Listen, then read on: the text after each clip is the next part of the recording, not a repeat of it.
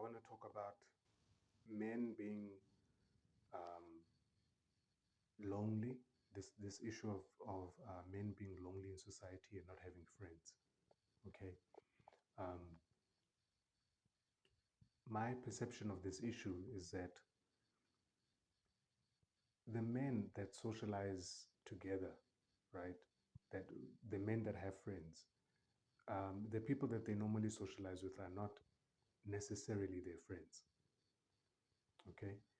And this is because they might be they might be doing things together out of convenience, maybe because they have mutual interest and so on.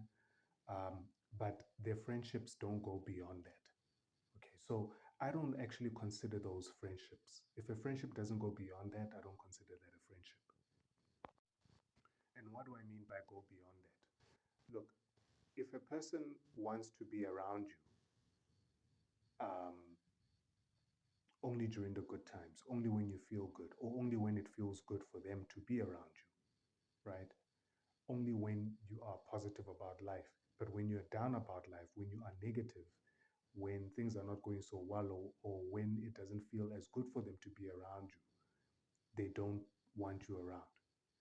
It's this perception that people have that's going around where people are saying, "Look, I only want to associate with positive people. I only want to associate with, people that have got a positive energy and whatnot." Okay, but we are human beings, and human beings are not only positive. We have to be able to talk about problems. We have to be able to work, work each other through these problems that come up. But a lot of people are not willing to do that. A lot of people, okay, they want to have ichisanyamas together.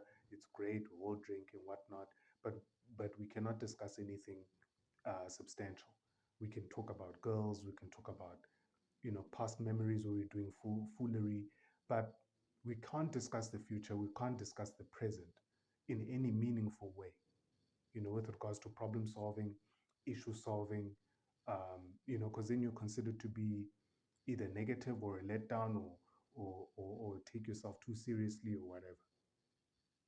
All right. Now, if the people that you hang around only want to use you for those picturesque moments, how can you call those your friends?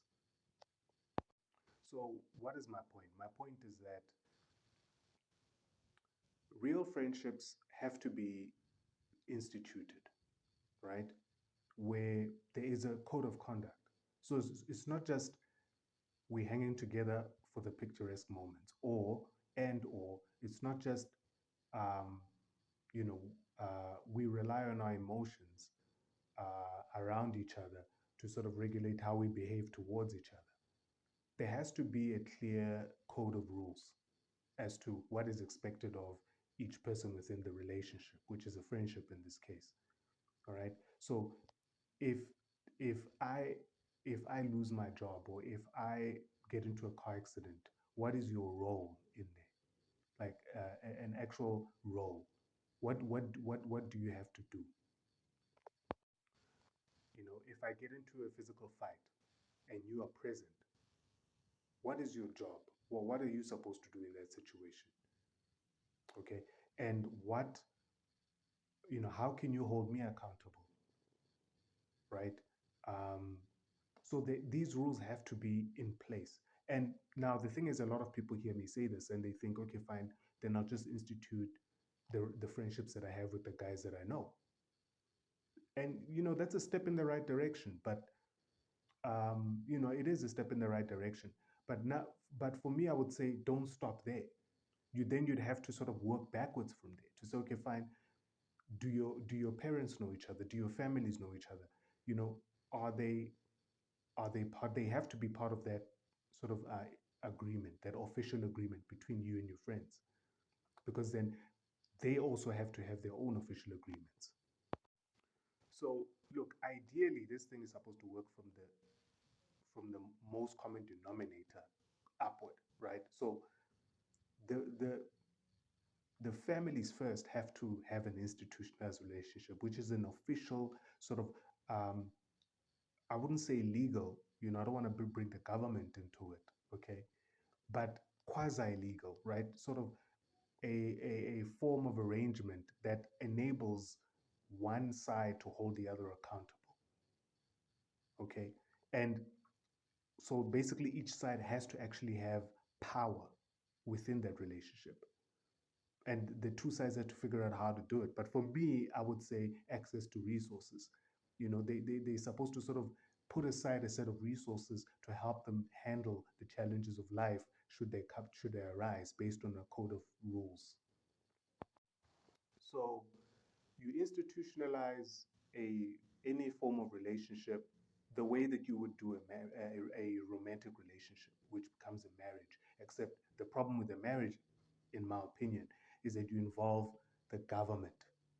Okay, obviously there has to be some kind of a third party, but the government is a bad third party because it's too far away from what's actually going on in the relationship in the marriage. So actually, uh, the rightful third party to institutionalizing a relationship, someone who can sort of mediate and regulate, uh, you know, regulate how people are held accountable. It should be the families, right? The families from which the people come from.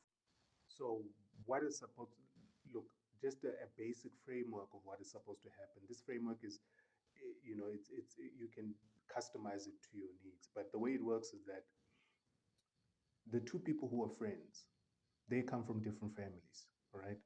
Now, the families ideally are supposed to already have um, an institutionalized relationship of code of with code and rules and resources attached to that agreement to say, okay, fine, in a given circumstance, if this family's house should burn down, these are the resources that are accessible to help that family in need, right? And these are resources accumulated by both families over time, over the duration of that agreement.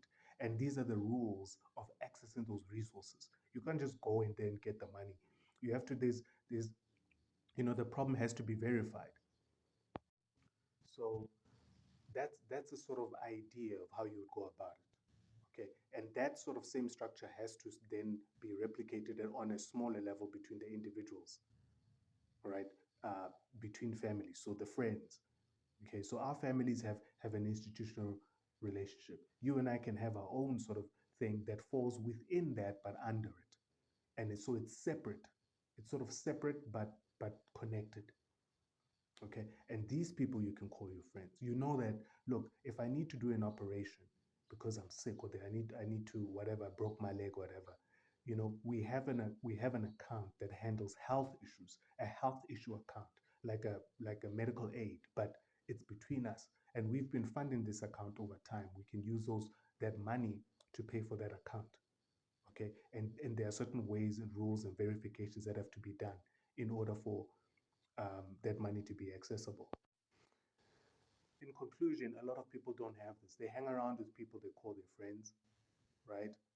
Um, but there's no real meaning to the word. There's no real value to the word. There's no real responsibility attached to that term, to that position. Okay, and therefore, they go, no, I'm a very social person. I've got a lot of friends, and your friends will, I mean, it's not like these friendships are completely useless. I mean, they're a step in the right direction, but they don't they don't go the full length, or they don't go the full distance. Okay, so they don't end up actually doing, and I believe that in actual fact it's better, they end up being more destructive. It's better to actually sort of have it out, have that conversation, and establish a true relationship.